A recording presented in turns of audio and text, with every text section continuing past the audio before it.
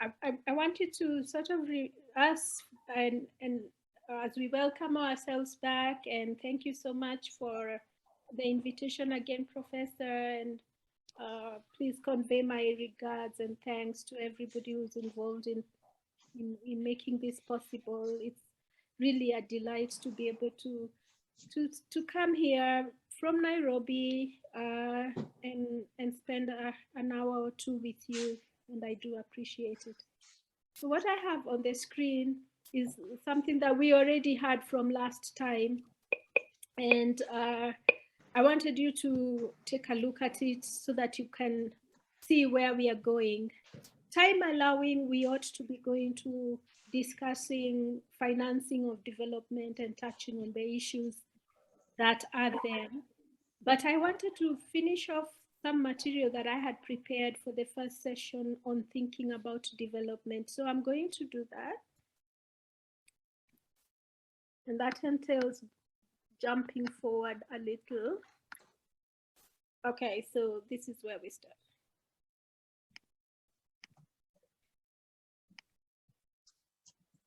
Okay, so last time we said that it's important to see the three phases of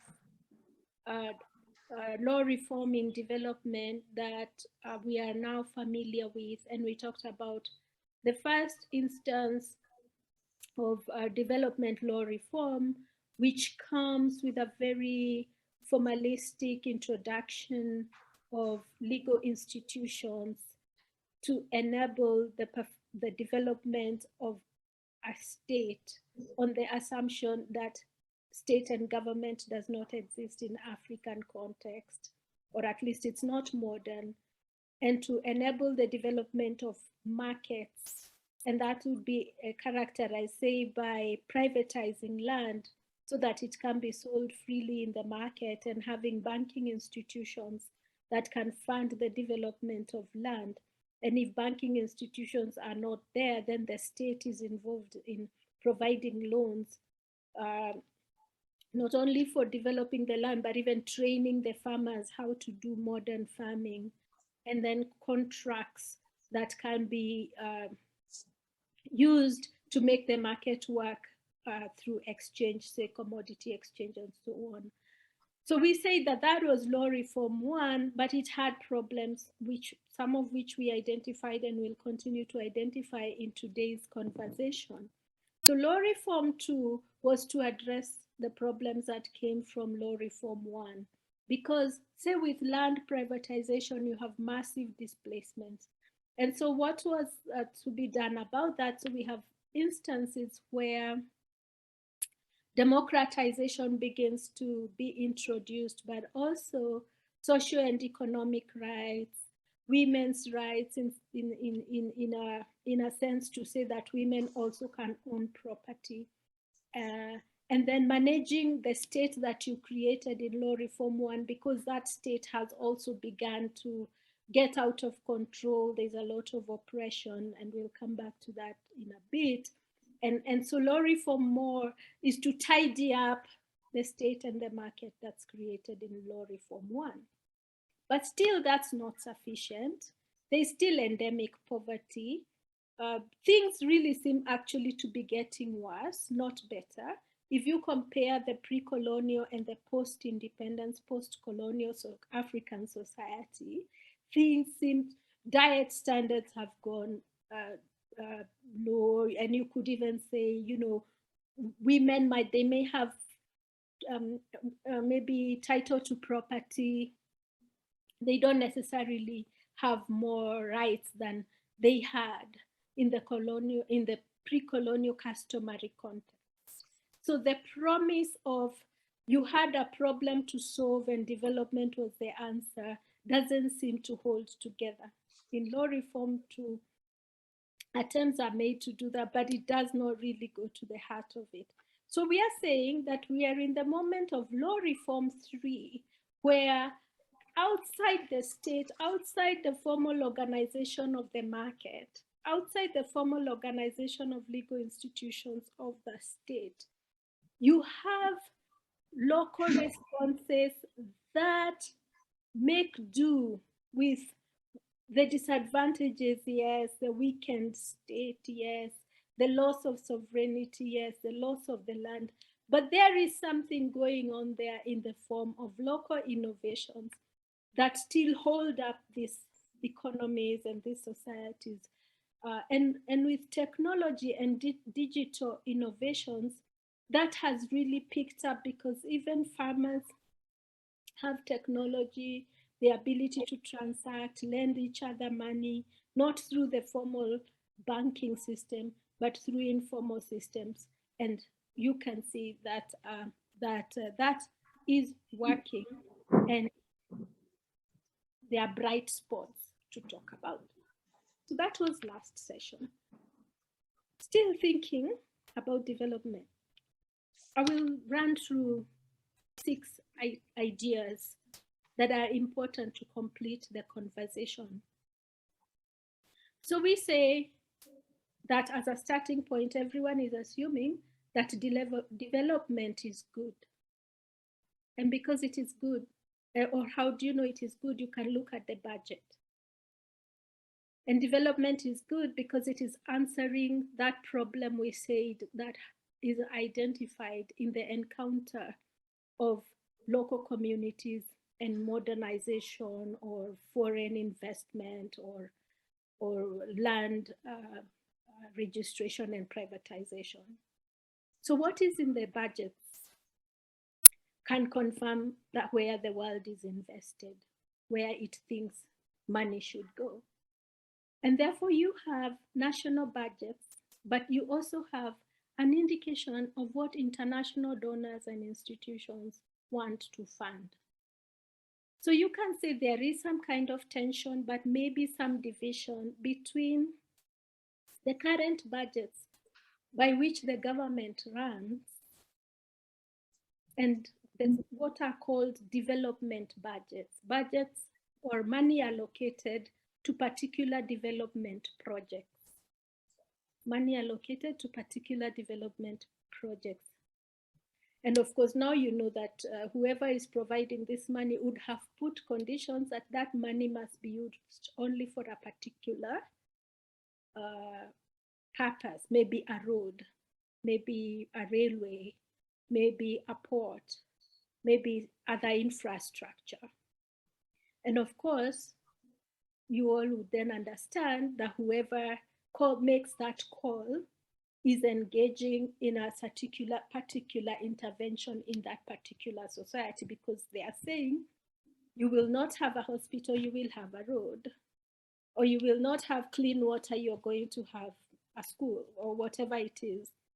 And then it becomes, because it is very fragmented, it becomes very difficult to see the continuity in all of it, because you would think from a planner perspective that if the planning was comprehensive, how you put the road network in place and locate the hospital and something else would all be made to make sense. But because this funding is not happening in a systematic, long-term sort of vision way, it all looks very disjointed and nothing seems to relate to anything. It's just that you have these things that have been put there, funded as development budget, but they are not coherent. It doesn't seem to make sense why anything exists where it exists. So that is a problem you have there. Be that as it may, this is undergirded by laws. So you would have, it is important, which we cannot do in the short time we have, to track how budget laws evolve and what they are responding to, all right? What kinds of problems they might be responding to. And given the Kenyan example, we move from a place of centralization of budgeting to decentralization. That is where the political fight is. So, and I mean, when I say centralization, I mean the process of deciding who decides. Is it the local representatives at the most, at the lowest level, or is it decided at the capital city? Is it decided by village level representatives or what now we are calling county level representatives, or is it decided at the top level from the capital elites at the capital at the capital centers? So that what are the politics of budgeting and representation? In the beginning, it looks all nice, right? It's 1963, something 70. It looks all nice, and money is invested. But over time, because of the politics of representation, you come out with a country where you can have intense development in one particular area and total lack of development in other areas, very uneven. So you wonder what decision making was made here, so that what is this invisible guide that says this area deserves a lot of an intense development, but the citizens in this other area live in abject poverty? If the laws of the country protect everyone the same, how can we justify that? So you may have spending oversight institutions like the National Assembly or the Office of the Auditor General, and they may do annual reports as to how the country's revenues are being used and whatever money is coming from international institutions. But even with this spending oversight, you still come out with an equal society, an evenly developed society. And some cases are so serious that you don't even have basic amenities, water, toilets, things like that. So how do you answer that problem from I am thinking about development point of view? So for Kenya, the answer is in decentralizing decision making, so that money for funding development is taken to the most basic local unit, and the representative at that unit are to decide and determine what their budget priorities are. Not all the money, a percentage of the national budget is devolved. So what has happened in the Kenyan context is you have a constitution that has designated functions to the devolved unit, the small unit, that it will be in charge of maybe early education, maybe healthcare, maybe garbage collection, maybe other functions like that. Because if you don't do that, the guys at the national capital will never decide you need garbage collection. But then these units also can raise their own money through taxation in order to service these kinds of functions. So one of the most interesting areas of litigation is where the conflict is between the functions of the national government and the functions of the county government, which is a devolved unit. But in principle, this decentralization of budgetary powers and spending powers was done in order to solve the problem of the politics of budgeting and representation, and obviously to promote equitable distribution of resources, but moving us from just a mere principle that everyone is entitled to development to making it a practical thing where money is actually allocated. So development partners, as we call them, have a leeway to finance these county units directly and support that structure of decentralization of the money. So when you look at development, you really must go into these details. If you just leave it the way it was at the beginning, development just happens, you just fund roads or whatever, it doesn't happen. At least that is a lesson that we are taking. That is on the budgets. Let's talk about something else. And this is who should be involved. Who should carry out development?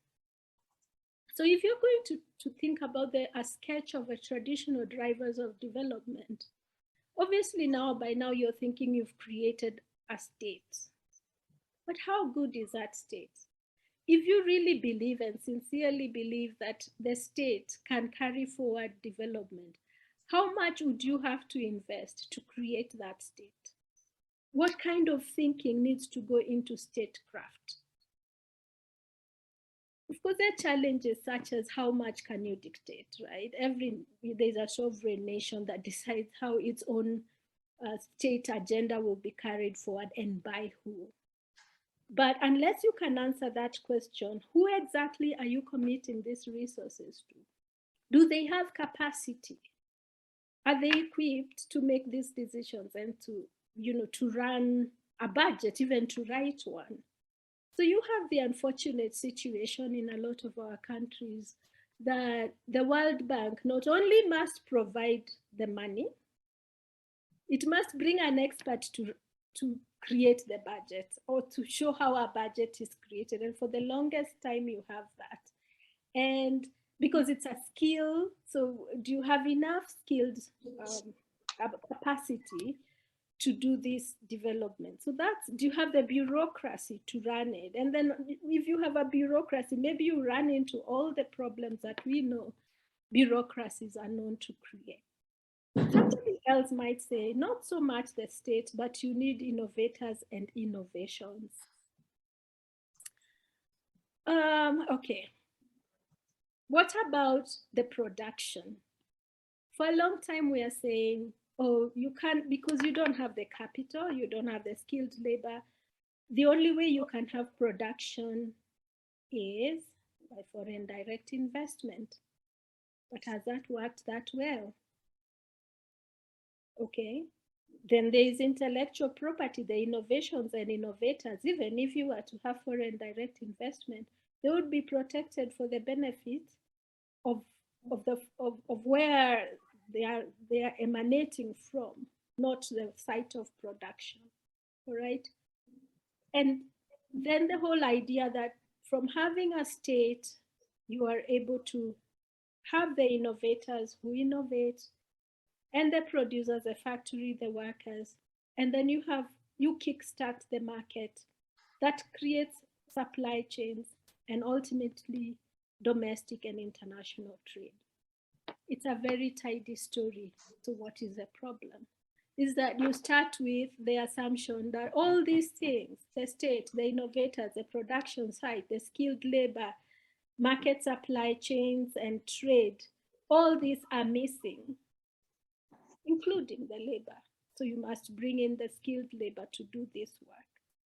We all know that, that tends to create certain things in the local economy when all skilled labor is foreign, or if you have to take time to create local skilled labor.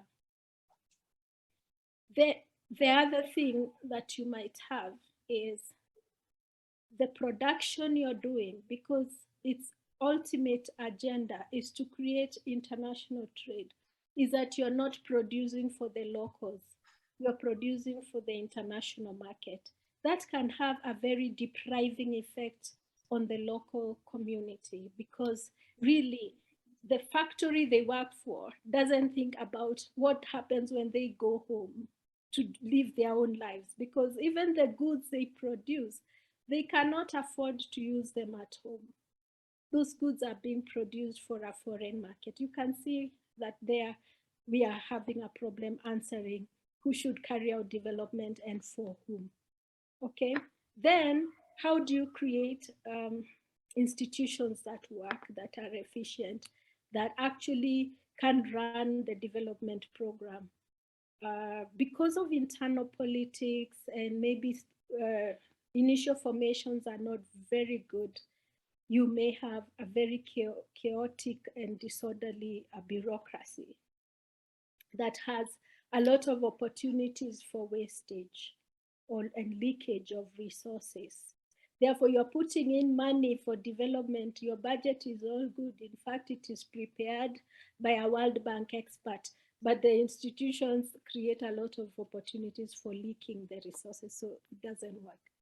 But perhaps most importantly is the effect of formalization, legal formalization, creating legal institutions, whether for the market or for law and order, almost has always excluded local communities and has felt like an imposition. Why? Because you're saying your customary norms don't work. We want you to start using these other norms that are written law.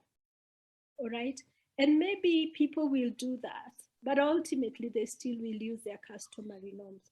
When that is not uh, uh, allowed to happen, what happens is that those who do not have good access to the formal system miss out. If you don't have a good education that allows you the knowledge to use the state bureaucracy and to register property and go to a bank and borrow money and repay and move from there, go to the market and buy supplies so that you can come and have your business, you're going to suffer the effects of formalization, which is exclusion from the economy. So that creates a problem for us. So in the Kenyan context, which I offer you as an example, how have we dealt with these problems? One is to think that of development as sovereignty or as governance. And by that I mean that the ultimate responsibility of development is to enhance the people's sovereignty, or to make the people better off.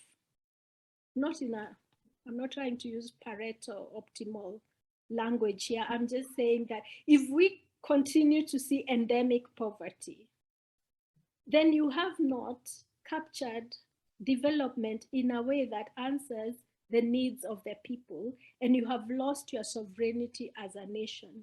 Do all the trade you want to do, have all the foreign direct investors you want to have, register all the land you want to register, create whatever state you want to create. But the test at the end is, are the people still better or worse, or what is going on? Can they withstand shock from international activity and so on? Are they able to afford whatever is produced in their own country? So those measurables that say that people are the sovereigns, if they are not there, then your development mode approach has not succeeded. Therefore, in the laws of Kenya, if you're going to pass a law or have other legislative activity taking place, it is now a requirement that the people must be involved. There has to be what we call public participation in their own government. So the laws must go to the people must debate it. Whether it is working very well is something to be measured, but at least now someone makes an effort. Sometimes it's all for show, but when it is done well, then the people actually come forward and say, no, this will hurt us in this way, we are going to lose jobs, you have to amend this law, you have to amend this international arrangement to factor in what the community will have to suffer if it is environmental degradation or whatever. So that is the response to this question, who should carry out development? You must bring people back to the development governance, development decision making. Some might debate and say, you're slowing down everything, you're making it really expensive. Investors will go to countries that have less requirements and so on, but I'll leave it at that. Okay, so who benefits? So in this, I collected some quotes just to break the monotony of my own voice. And these are leading economists. And so Joseph Stiglitz would have said development is about transforming the lives of the people, not just transforming economies, transforming the lives of the people, not just transforming economies. Then Amartya Sen would have taken a stance against the World Bank by saying the World Bank has not invariably been my favorite organization. The power to do good again, we say development is good, so let's budget and put money in it. But here is a critic of that idea. The power to do good, that development is good, goes almost always with the possibility to do the opposite. And as a professional economist, I have had occasions in the past to wonder whether the bank could not have done very much better. So bringing in we need to think who is really benefiting when we say we are doing development. Amartya Sen also, it is hard on the third point, it is hard to understand how a compassionate world order can include so many people afflicted by acute misery, persistent hunger, and deprived and desperate lives, and why millions of innocent children have to die each year from lack of food or medical attention or social care. Again, looking at, we say we are doing development, but we have children dying that shouldn't be dying. And is that a development problem that people should be answering? Okay, so I'll go to the next set, which is, I'm here building up towards sustainable development goals. Because, in the end, we hope that they mean something for the people. So building a world where we meet our own needs without denying future generations, development encompassing who benefits. It's not just foreign investors who will repatriate profits. It's not just some locals and even development in the local context. It's not just those who are able, so children and women are not accessing, but also future generations. So we need to do development without denying future generations a healthy society. And this is not impossible, as some would assert. It is not impossible to think of future generations, say, with the environment. The question is where societies choose to put their creative efforts. And one would say, the question is where societies choose to budget, all right? So the difference between current budgets and development budgets. And the second one, only when the last tree has died, this one is common, you may have heard of it. Only when the last tree has died and the last river been poisoned and the last fish been caught, will we realize we cannot eat money. Again, here, this is a sort of a resistance to total and complete commercialization. Not every last piece of land needs to be registered and sold and trees cut down and rivers and fish taken out and so on. So sustainable development. And then in the end, in the last one, developing sound policies requires see natural resources as dividends of sustained ecosystem productivity rather than a stockpile of assets. Again, challenging the idea that you have everything is an asset. I hope it is making sense. Okay, so I hope we have critiqued the idea of who benefits from development. All right, so let us now go to another conversation. So here I want to talk about the majority versus the minority in answering the question who benefits from development. You'd recognize this thinking about the majority from utilitarian theory. There are many theories of development. Mill's utilitarian theory is one, but it also has a lot of siblings. So we'll just look at what it says and look at the majority versus minority.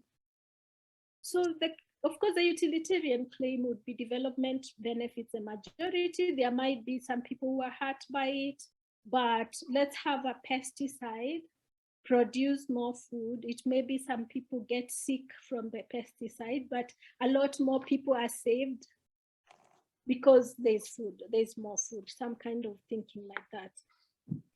For us, in a diverse society, and Kenya is quite diverse, a lot of African contexts are very diverse. And by that, I mean, you don't have one ethnic group, all right?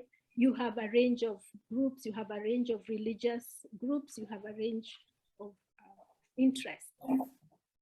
So who is a majority in diverse societies? that should be the beneficiaries of development and which is the minority that should be sacrificed. So if you have the tiniest of a tribal or ethnic group, is that one to be sacrificed if you use majoritarian thinking or utilitarian thinking? All right. What about from an international perspective? If by allowing an international investor to carry out a development project, the small local community is hugely disadvantaged, but there's massive benefit to the world. We now have cell phones, they have chips that are made from some mineral in the Congo. But Congo has never known peace. There's constant war because the resource, everyone wants those resources, right? Okay, so now you're getting the idea. How do we handle this question of the majority benefits, the minority problem? So what is meant by a benefit? Okay. A universal benefit, like the one I've given of the cell phones that have, you know, these chips that are made from local minerals, or a local benefit.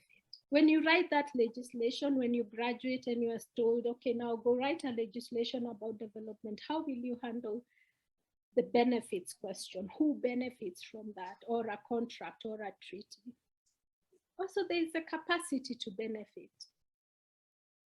So with the vaccines, some people don't have the capacity, or some nations don't have the capacity to vaccinate their populations. But you may have some nations that, yes, have the capacity, but people are not willing to be vaccinated.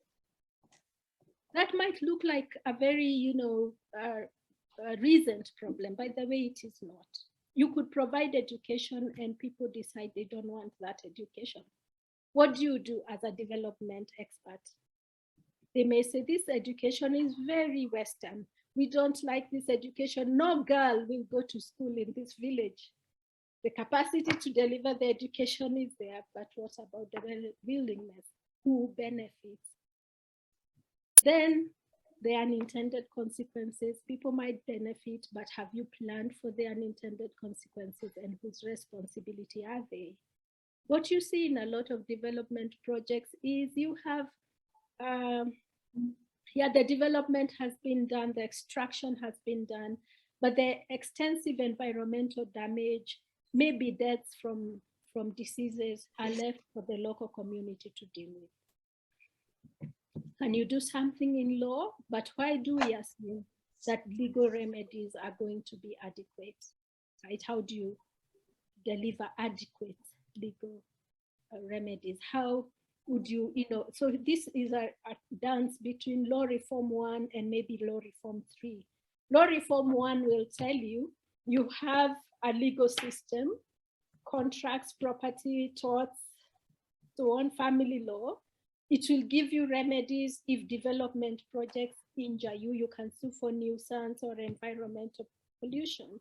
Law reform 3 may look at that question differently, right?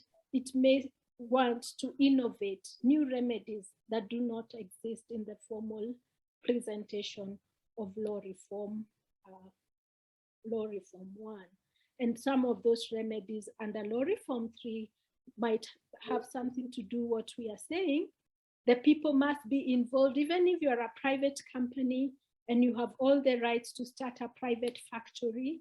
The local community needs to be involved in the decision making. Maybe you have to put some people in the local community on the board of that investor, so that that local community participates in a meaningful way, not just participating, meaningful participation in the decision making of that board that might affect that local community as a remedy or as a preemptive remedy to prevent the damage. That's very different from saying we are trusting the member of parliament will represent us and the foreign investor will not do terrible things to our community. Very different, because people are saying we actually don't know that that local representative who is elected in elections every 5 years can do that work. We want to be part of the board. Of course, now it's a challenge. Why? Because the formal corporate structure under Law Reform 1 does not allow just anybody to go and say, I want to be a member of the board. So you have to be innovative in making that happen. I don't know if you are the investor, whether you would allow members of the local communities, one or two, to serve on that board in order to guide the board on whether those investments are good. Okay, so in terms of now domesticating sustainable development goals. Okay, so we've looked at that, we need to look at.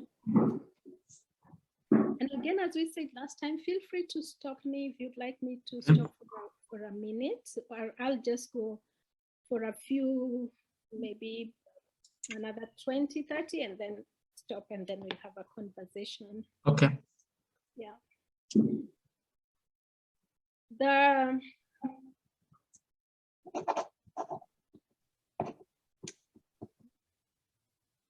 One of the things that people are thinking now when they think about domesticating sustainable development goals, the first one is, how can you have private citizens' involvement so that you break the barrier where the burden of development is only a state concern?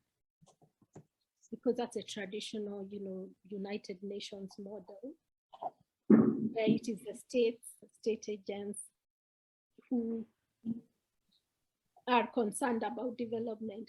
How can you get private citizens to be concerned about the problems of development? All right.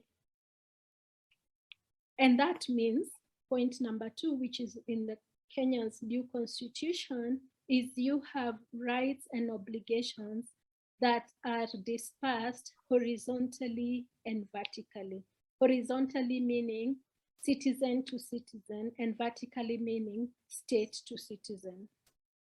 And creating a robust legal system or jurisprudence, first of all, that can enforce horizontally and vertically, so that if a private citizen has certain rights and obligations that are related to development, they can be required to perform those rights and obligations. And it has been a perennial problem to get the state to, they go to international conferences at the UN and they endorse and they say we are pro sustainable development, just the way they are doing in Scotland. And then they come back, but it's really difficult to enforce against the state. How could you domesticate that by bringing on certain rights, recognizing that the state has an obligation to perform domestically for its international commitments and obligations? That means then point number 3, that certain rights have been made judicially enforceable. And that is the right to health, the right to clean environment, the right to sanitation, education, food and housing, and all these are in the Sustainable Development Agenda. So it is worth looking at maybe a few jurisdictions, for those who are doing research, to see how this is being effected through judicial processes, but also to ask, is judicialization the way to go? Why is judicialization getting currency? How does that affect other interests of development, such as investor rights? What the model we are coming from is where these are domestic issues and the investor is protected from having to worry about sanitation, education, food, and housing. And maybe that is how it should be. But a small window opportunity might be in if that particular investor has been participating in actively undermining health, actively undermining education, actively undermining housing, then they ought then to bear some responsibility. So that would be one way to look at how can you make this a private matter as well. All right, we mentioned already decentralization of state functions and services. So you can see, this is just to illustrate, there is a sense of you need to bring development down to the people. Even as we are saying, it's no longer just about the state. We need to involve private citizens. We need to involve foreign investors. The language of foreign investor should no longer just be, you're protected, please come and invest in this country. We won't tax you. We will allow you to do anything you want to do because please, please, please, we need the investment. And yeah, the investment is needed, but the language now is shifting to one of obligation, and not just at the vertical level of the state, but also horizontally.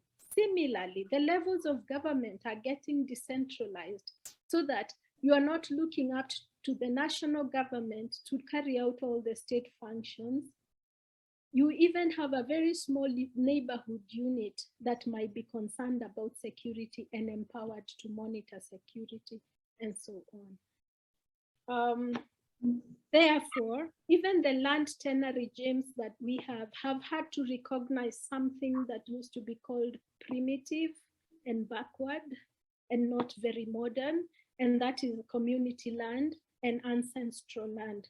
So today you can lay claim to the preservation of land on the basis that it is a customary shrine where people get spiritual nourishment by going there maybe once a year for a festival or whatever, something that could not have been done before, where we only had the private model of privatizing land. So that those things are changing. The other thing is the requirements of things like revenue sharing. When you are a local investor and getting resources, then a certain percentage must remain with the local community, and so on and so forth. Cascading legislation from the top to levels where they have an impact locally. So an example would be the Petroleum Act. The Petroleum Act today would now say that the investor who is investing in the petroleum sector must bear in mind the needs of the local it's 17 hours. A group or community. Okay, now I am moving on to the question of models, development models. And I just want to highlight what development models miss. And this is in answer to the question, how should development take place? If you ask someone, how should development take place? A lot of people will tell you the Western model. But more recently, a lot of people will tell you the Eastern model. How should development take place? Models. Is there an African model? Maybe people don't know if there is, but let's critique the model. So you would be familiar with the Western model. If you've read The Mystery of Capital by Hernando de Soto, you'd probably be very familiar with what the Western model is, which is, intense privatization of land.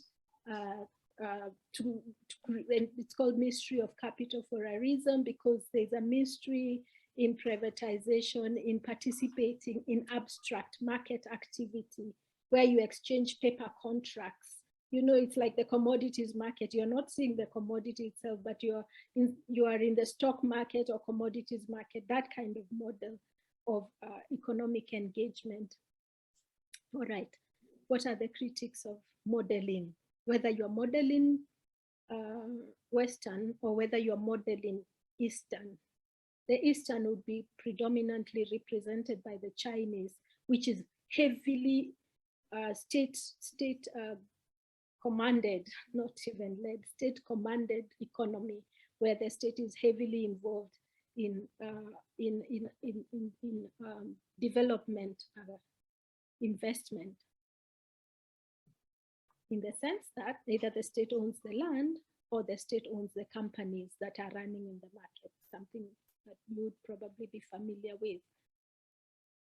For us, when we hear models, and you are interested in Africa's development or concerned about the problems of development in Africa, what you hear is an imposition. A model is something that is at highly risk ignoring indigenous knowledge or science, or even acknowledging there is any indigenous science. Because why? Science is Western, right? Modern medicine, not traditional medicine, not herbal medicine, not yoga, not those other things that you might do. That's not Western medicine, all right? The other thing that you might critique in development models, while ignoring the existence of indigenous science and knowledge, it uses indigenous governance structures to suppress local communities. So if you have a traditional system that has a head, a patriarchal system, let's say it has a head, it's heavily patriarchal, heavily oppressive of women. Maybe we'll say girls don't go to school. Maybe will not allow people to accumulate a lot of resources. Everything must be surrendered to the state and taxed and so on. So you ignore the knowledge and science, but are very happy to embrace the oppressive governance structures, maybe call them cultural structures that exist. That's what the problem with the model is. And we know that when you have a resource-rich country, violence is needed. If you're going to take oil, if you're going to take minerals, diamonds, all this gold, there's going to be a lot of violence. And some of that violence is done by the indigenous governance structure at the behest of international investment regimes that want to extract. So they bring the science, all right, to mine the gold, but use the indigenous oppressive system to make it happen. So you can see that there's a sort of collaboration there. Then what is the other problem with using models is how we have created a dual system of knowledge, all right? There's modern skills, there's traditional skills, and traditional skills have very little market value. Let me give you an example. You can have women deliver babies in a modern hospital, or you can have women deliver traditionally. But when you have a dual system of knowledge, the traditional birth attendants are not paid that much. They don't receive that much training. They don't get that much support.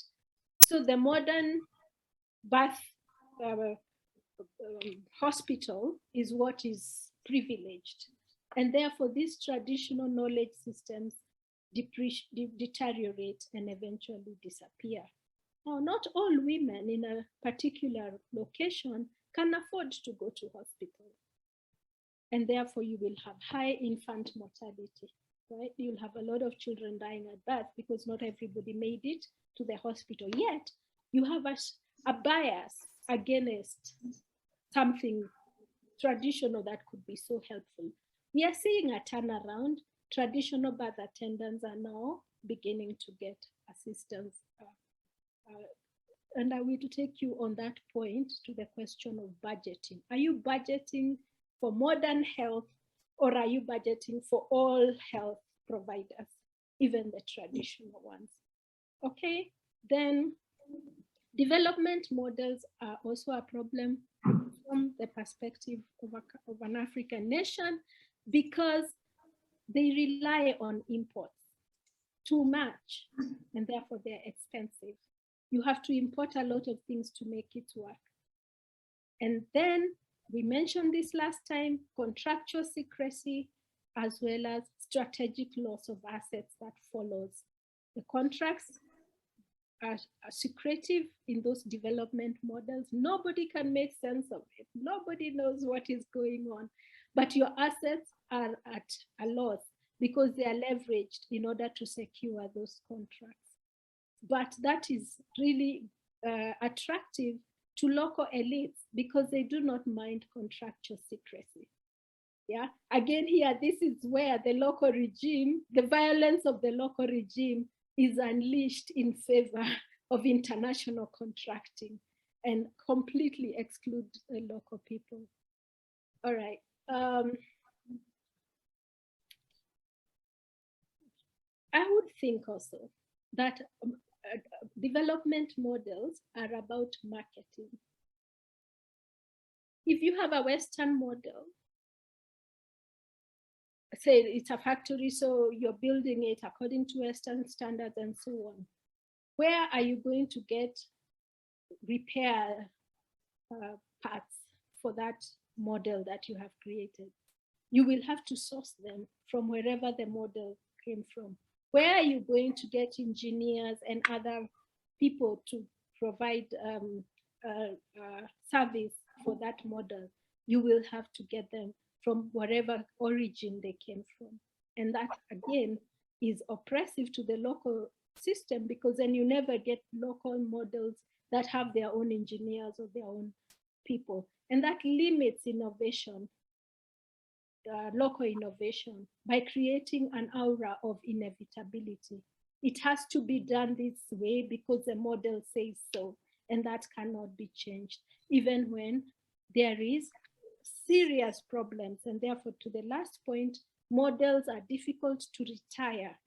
Even when everyone agrees there is serious suffering, when you have a model, because it is so entrenched, I think, Professor, last time you said the path dependency questions, it is so entrenched, you cannot retire it. You have already chosen a path, you must go with it.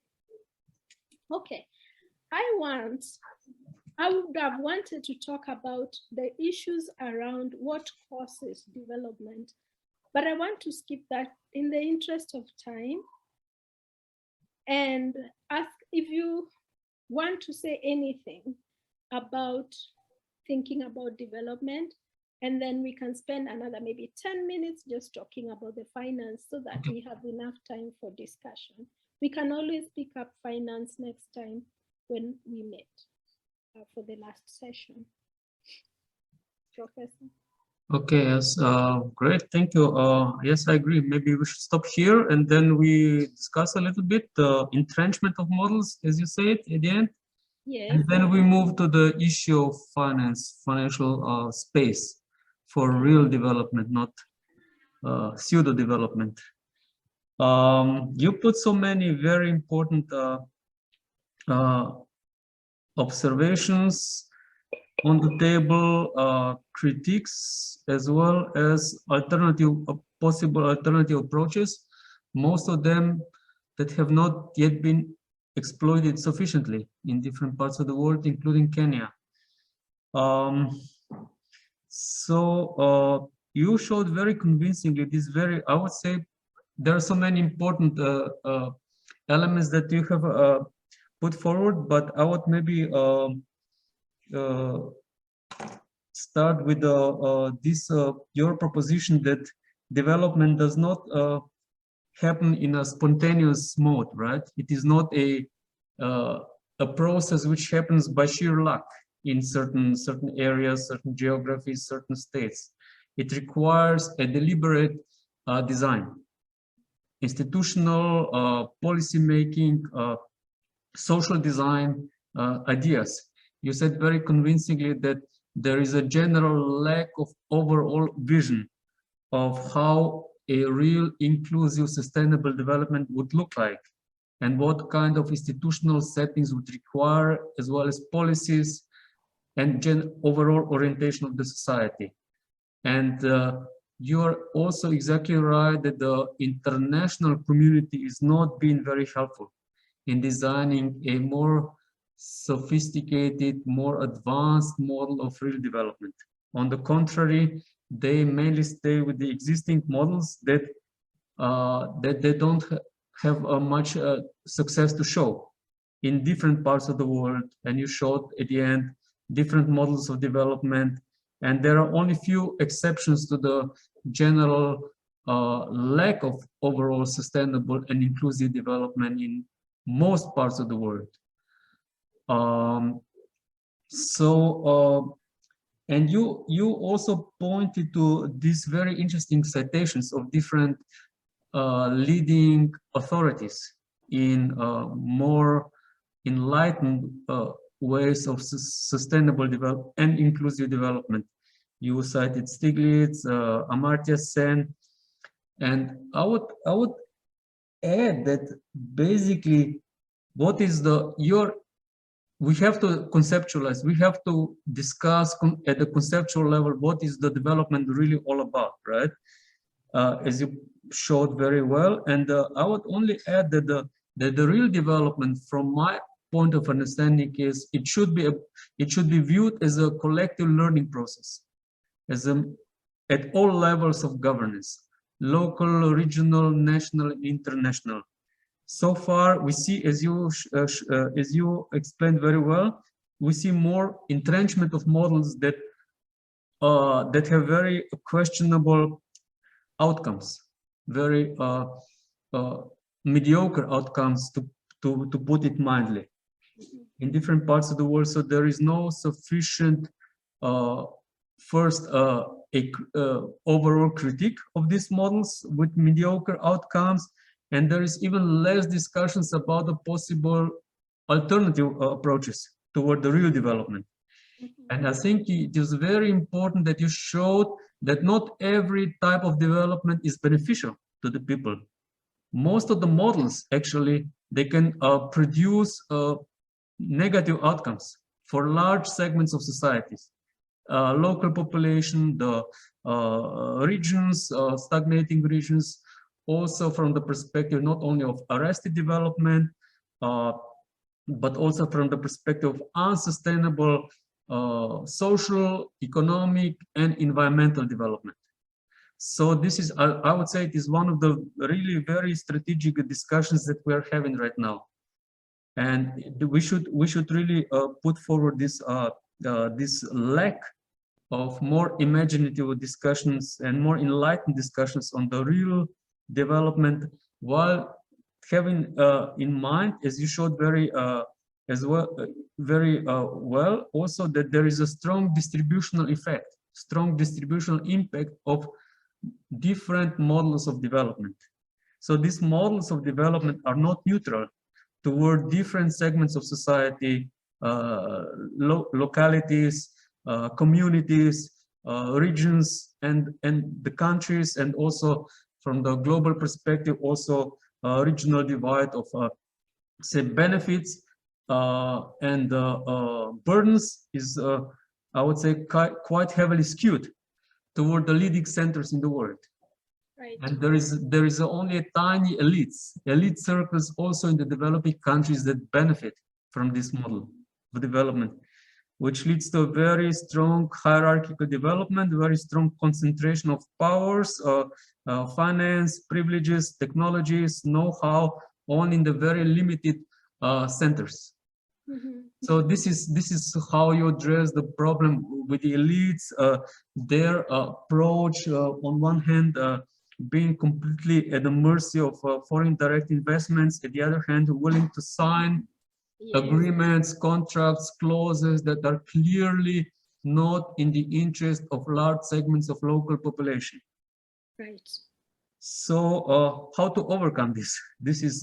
So if this is the first critical part, and we see that from your package of economic and legal reforms, from package 1 and 2 of legal and economic reforms, we will never be able to skip to the third package of more inclusive and more sustainable developments, institutional innovations. And you are right, there are traditional institutions, actors of development, and there are new possible actors, agents of more inclusive and sustainable development.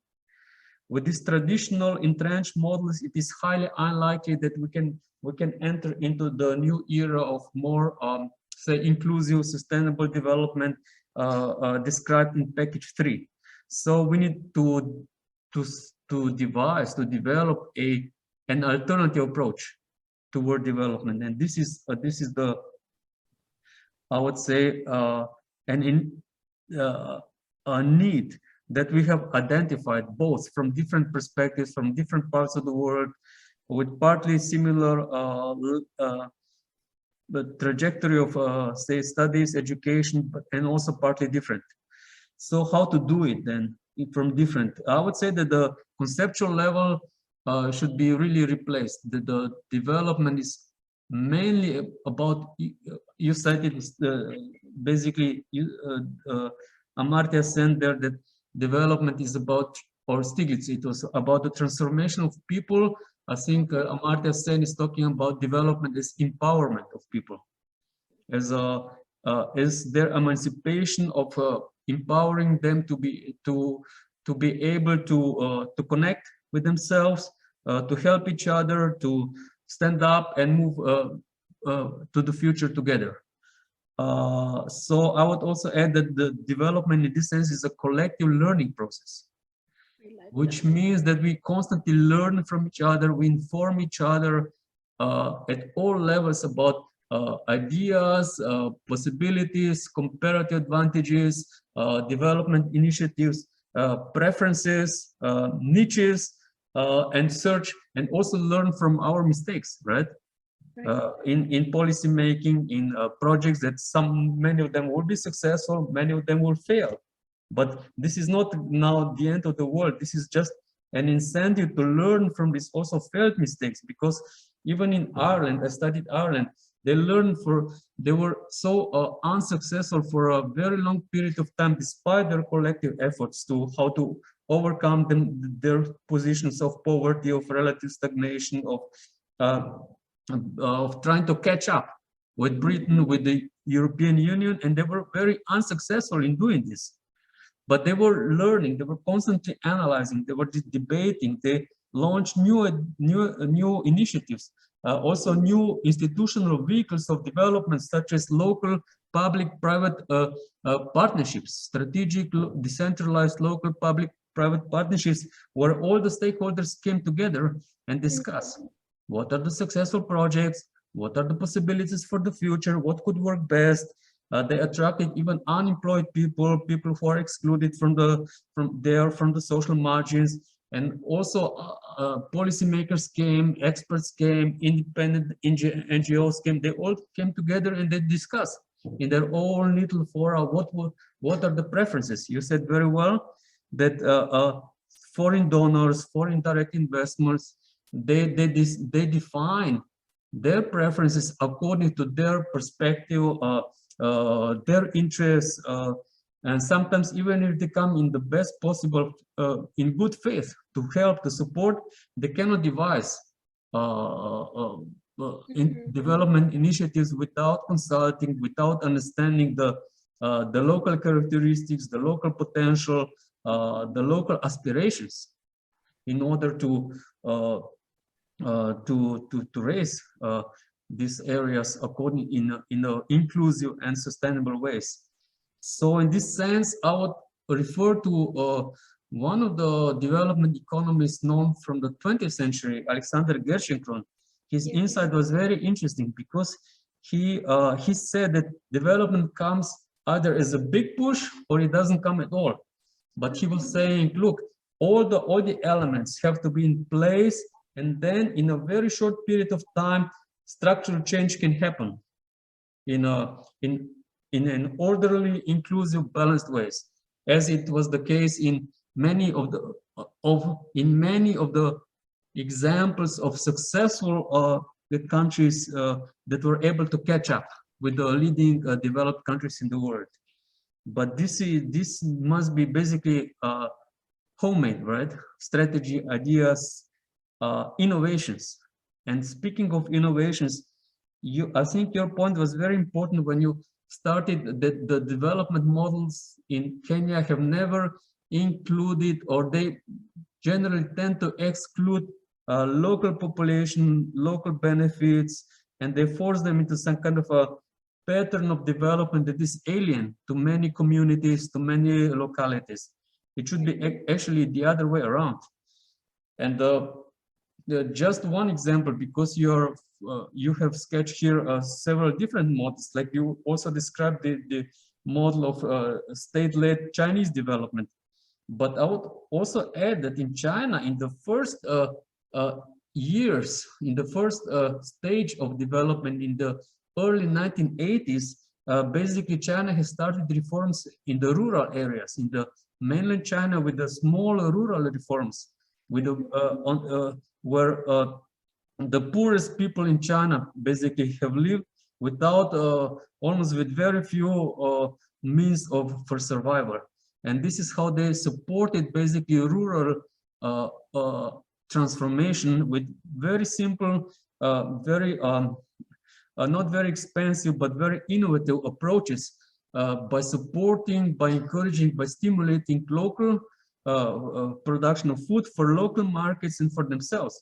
It was for the first time in the history of China, the local poor people, farmers, they were able to feed themselves, their families, and also local villages by making legal reforms, such as they created the so-called township village enterprises, which is something unknown in the West. It is something alien to the institutional and legal concepts that have been developed in the West in the last several hundred years or so, right? About we always, and you pointed this very correctly, that unless there is a very clear property rights entitlements designated to the property holders, we cannot make sure that these assets will be operated in efficient and transparent ways. But I think Chinese township village enterprises, hundreds of thousands of them, prove exactly the opposite from this claim. So this also contradicts Hernando de Soto and his way of thinking and analysis, that first we have to privatize, liberalize, and then deregulate, and then the markets will start flourishing. There can be many different, many more innovative institutions built bottom up in decentralized ways, and township village enterprises is a kind of a shared ownership. You talked about the communal ownership, for example, which is another possibility. This shared ownership between local villages, communities, and local small farmers actually was very efficient. And it supported a local agricultural production. Right. And also it supported first steps toward entrepreneurship, because the same people were also very able to launch small firms. Local firms being supported by the many also community institutions, including decentralized small local banks, to provide finance, to provide first also resources, also some technologies. So they were disseminating, they were sharing, they were competing on one level and also cooperating on another level in the same areas.